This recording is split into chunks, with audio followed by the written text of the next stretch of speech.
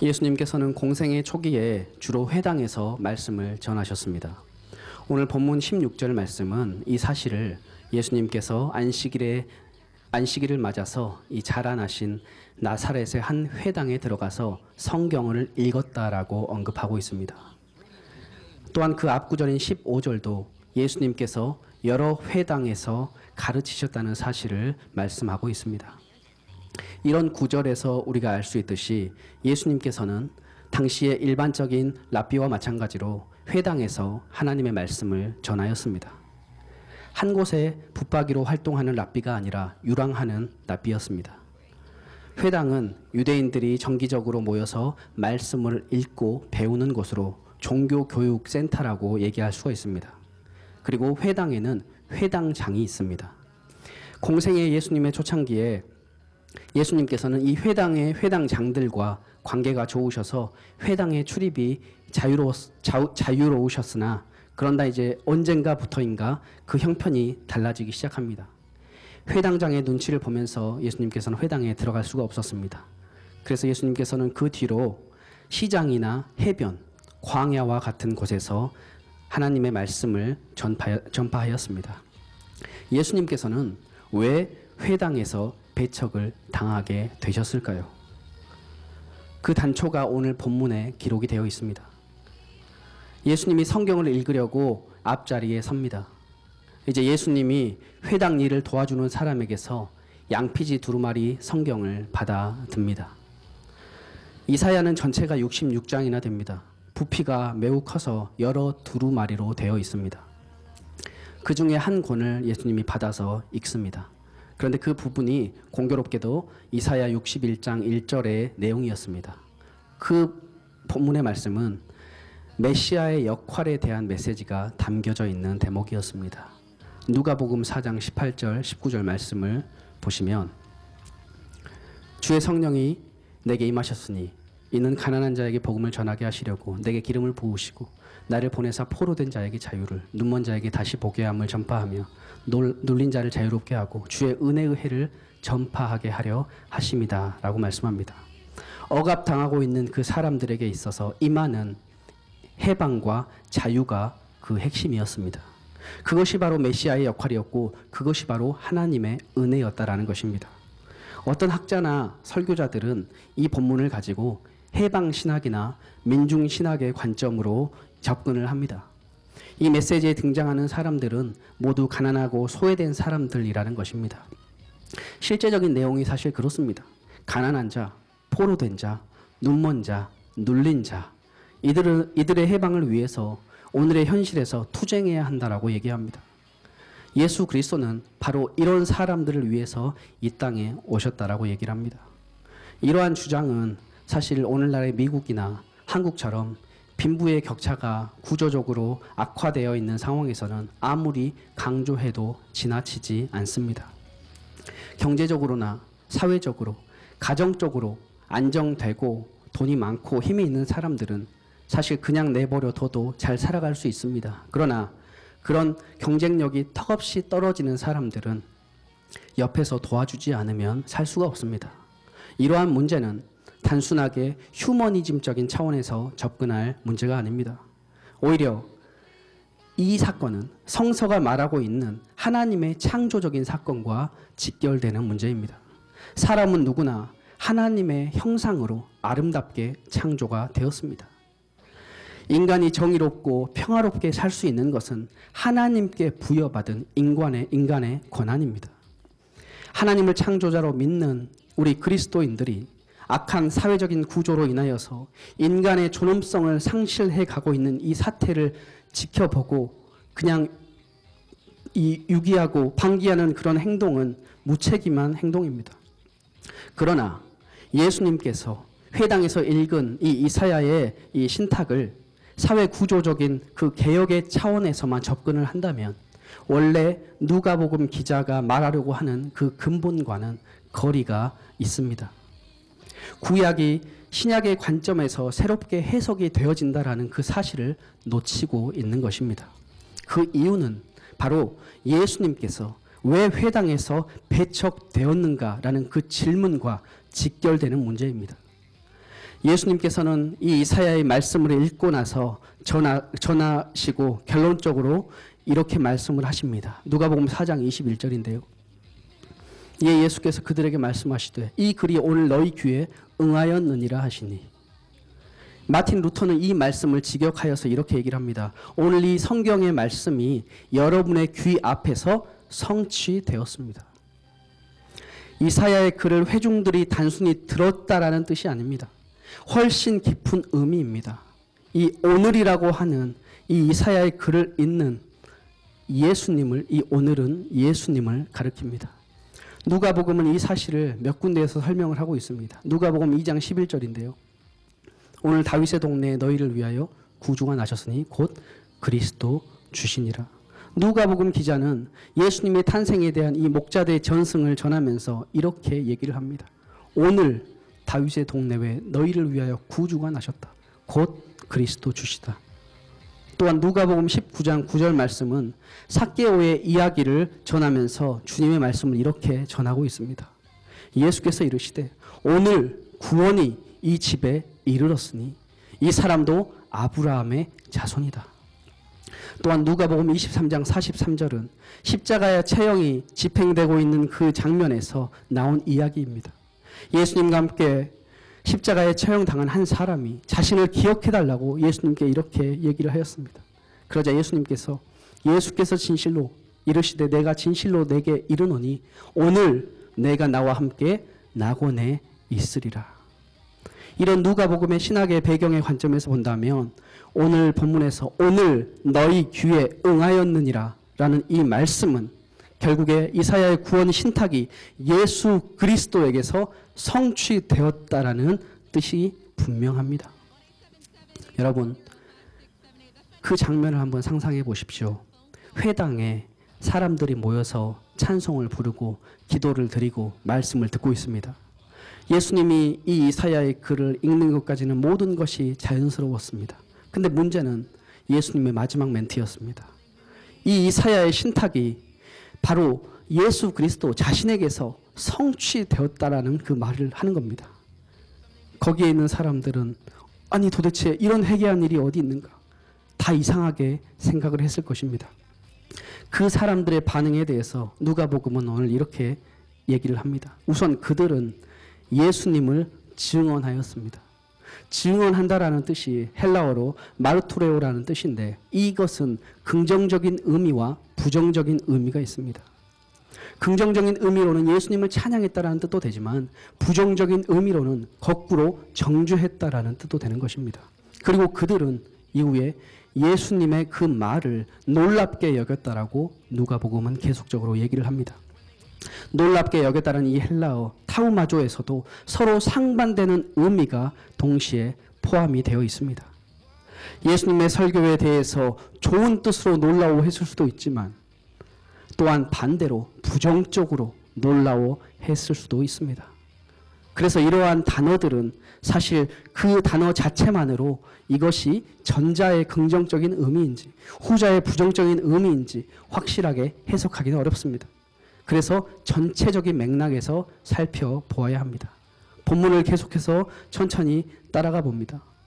그래서 이사야의 신탁이 예수님에게서 성취가 되었다라는 그 말을 듣고 기분이 상한 사람들이 빈정대듯이 이렇게 얘기를 합니다. 누가복음 4장 22절인데요.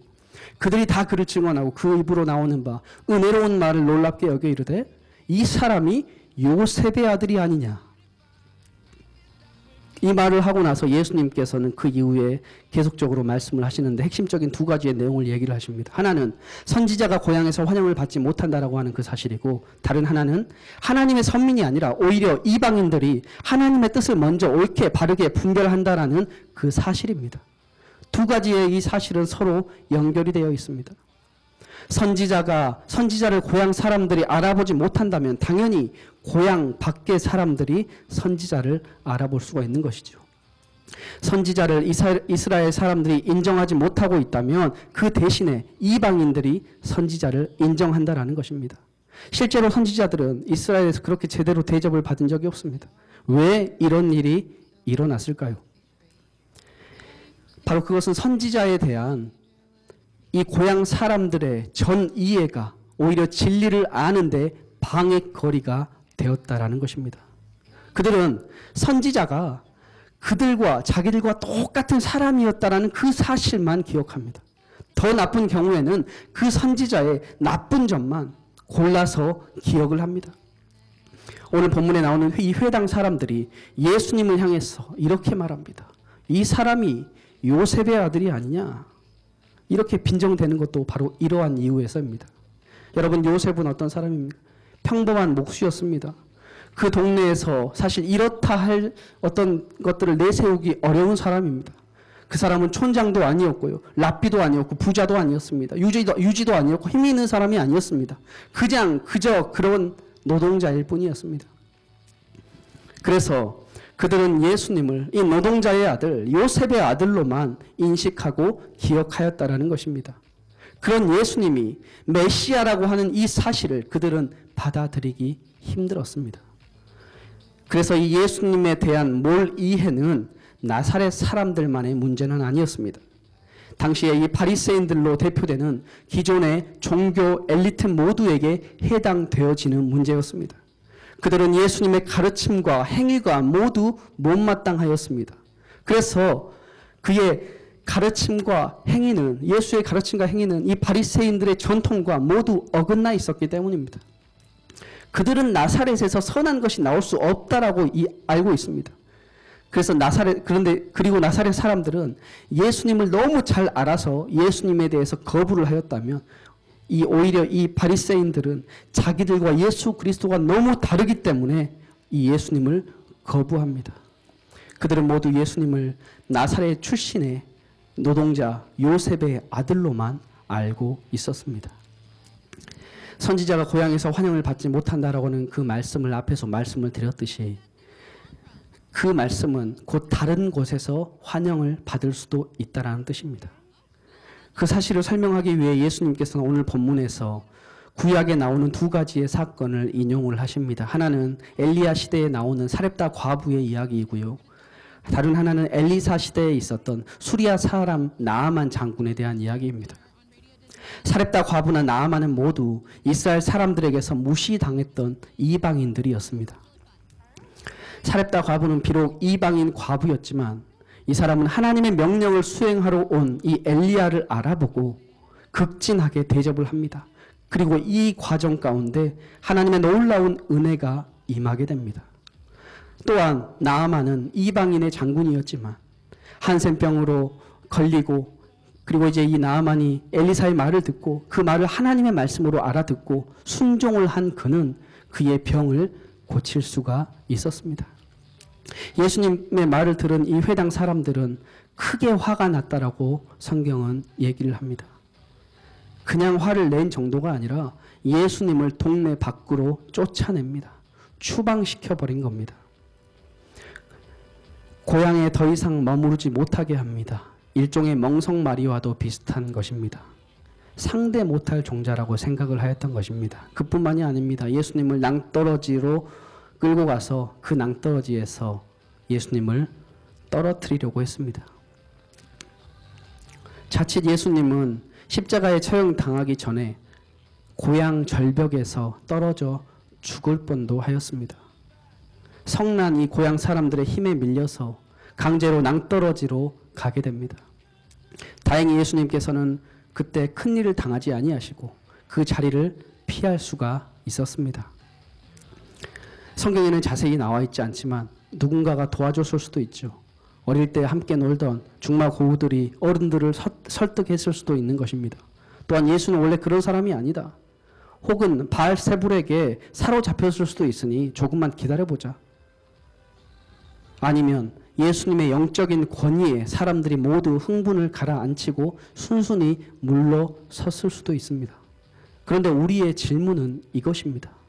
고향 사람들이 왜 이렇게 화가 났느냐는 것입니다. 그들의 성격이 원래 이렇게 과격했을까요? 성격 문제로 돌리기에는 너무나 상황이 험악합니다. 예수님이 그들을 인정하기보다는 오히려 비판했다라는 그 말씀을 하셨기 때문일까요? 물론 그럴 수도 있습니다. 선지자가 고향에서 환영을 받지 못한다라고 하는 말씀이나 이방인들이 하나님의 선택을 받았다라는 그 말씀은 나사렛 사람들, 이 고향 사람들이 듣기에는 불쾌하기 짝이 없는 그런 말이었을 것입니다.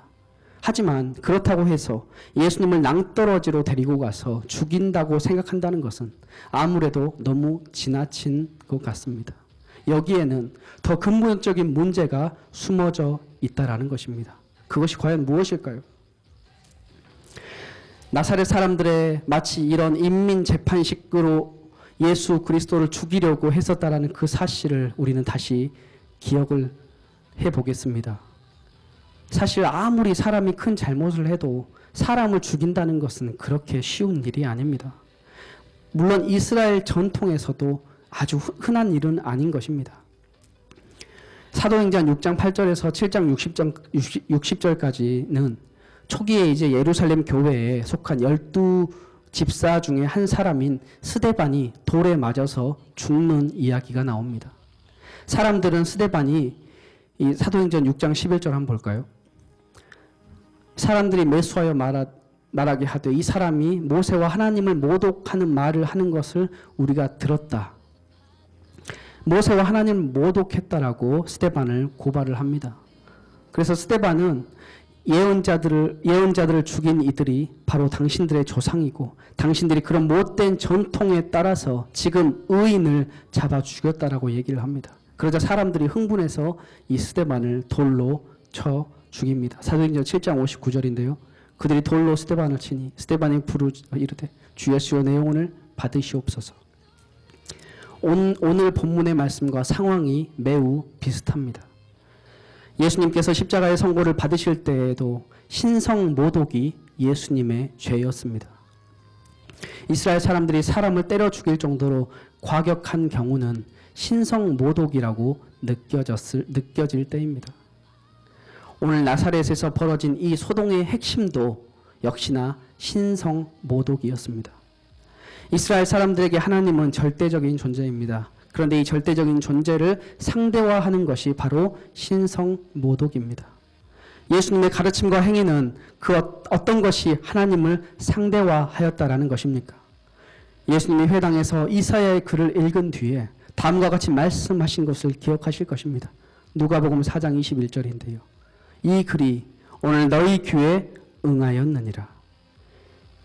이 이사야의 구원 신탁이 바로 예수 그리스도에게서 성취되었다라고 하는 진술입니다. 이것이 바로 그 사람들이 느끼기에 하나님을 상대화했다라고 생각을 하는 것입니다. 오직 하나님만이 행할 수 있는 그 사건이 자기에게서 예수에게서 성취되었다라고 말하는 그 예수님을 신성모독자로 비치게 하였던 것입니다. 나사렛 사람들의 그런 생각과 판단이 조금은 이해가 갑니다. 그들의 눈에 예수님은 아무런 근거도 없이 말을 하는 사람처럼 보입니다. 그가 읽는 이 이사야의 구원 신탁의 말씀이 예수님이 실제로 그 말씀대로 행하지는 못하였습니다. 사실 예수님이 왔어도 가난한 사람들은 여전히 가난했고요. 포로된 사람들은 여전히 포로가 되어 있었습니다. 눈먼 자들은 여전히 세상을 못 보고 있었고 눌린 자는 여전히 억압을 당하고 있었습니다. 사실 세상은 아무것도 변한 것이 없는 것처럼 보였습니다. 그런데 예수가 과연 이사야가 선포한 이 구원 신탁의 완성자라니 이것이 말이 되는가? 사람들은 그렇게 생각을 하였습니다. 사실 이러한 질문은 초기 기독교에서도 감당하기 어려운 숙제였습니다. 예수님을 메시아로 따르고 있던 그들은 세상을 향해서 마땅한 해답을 보여줘야 했습니다. 그들에게 로마 제국은 너무나도 억압적이었습니다. 정의와 평화는 어느 곳에도 보이지 않았습니다. 그 어디에도 이사야가 선포한 이 구원 신탁의 조짐이 보이지 않았습니다. 그런데 이런 상황에서 예수가 메시아라니요. 초기 기독교가 처한 그 상황이 바로 오늘 본문이 묘사하고 있는 낭떠러지와도 비슷합니다. 그래서 로마의 지성인들이 기독교인들은 무신론자들이다라고 말을 한 데에는 그럴 만한 이유가 있는 것입니다. 무능력하게 십자가에 처형당한 나사렛 예수를 메시아로 믿는다는 것이 도저히 말이 안 된다라는 것이었습니다. 유대인에게는 거리끼는 것이고 이방인에게는 미련한 것이 바로 복음입니다. 오늘 우리가 똑같은 상황에서 우리도 우리의 삶을 살아갑니다. 우리가 믿는 예수님은 분명히 별 볼 일 없는 나사렛 목수 노동자 요셉의 아들입니다. 그런데 우리는 그를 그리스도요, 메시아요, 하나님의 아들이요, 심판자요, 생명의 완성자로 우리는 예수님을 믿습니다. 이게 어떻게 가능한 일일까요? 이것은 바로 우리의 영적인 관점을 바꾸지 않으면 도저히 말이 안 되는 주장입니다. 신성모독일 수 있습니다. 그러나 그 새로운 영적인 관점은 가장 궁극적인 생명의 사건인 예수 그리스도의 부활에서부터 시작이 되었다라는 것입니다. 이러한 새로운 영적인 관점으로 돌아서는 것을 바로 메타노이아, 회심이다라고 얘기를 합니다.